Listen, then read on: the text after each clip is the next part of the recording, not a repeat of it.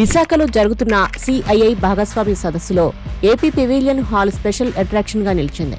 AI వినియోగం, రోబోలతో స్వాగతం పలకడం, భవిష్యత్ ఏపీని వివరించేలా ఏర్పాటు చేసిన నమూనాలు శభాషనిపించాయి. పర్యాటక శాఖ భారీ తెరలతో 10 అడుగుల ఎత్తులో నిర్మించిన టవర్ అందరినీ ఆకట్టుకున్నాయి. Drone city, electronic city, quantum valley, Bhogapuram airport, Ratan Tata innovation hub వాటిల్లో అందిస్తున్న సేవలు, స్టార్టప్ల అంశాలను ఓ రోబో వివరిస్తూ అక్కడికొచ్చిన వారిని ఆకట్టుకుంది. 2 రోబోలు అటూ ఇటూ తిరుగుతూ అందరినీ పలకరించాయి. 2047 నాటికి ఏపీ ఎలా అభివృద్ధి చెందుతుందో ఏపీ ఐఐసి స్టాల్లో వివరించే ప్రయత్నం చేశారు. పలువురు విదేశీయులు అమరావతి నిర్మాణ నమూనాను ఆసక్తిగా గమనించడం కనిపించింది. క్వాంటమ్ వ్యాలీ టవర్లను ప్రతిబింబించేలా 3 అడుగుల ఎత్తులో నిర్మించిన నమూనా టవర్లు అలరించాయి. వరద ముప్పును ముందుగా గుర్తించడం వంటి సేవలను స్క్రీన్ల మీద చూపించారు. క్యూఆర్ కోడ్ స్కానింగ్ తో అమరావతి మీద క్విజ్ పోటీలు నిర్వహించి స్కోరింగ్ ఆధారంగా విజేతలకు బహుమతులు అందించారు.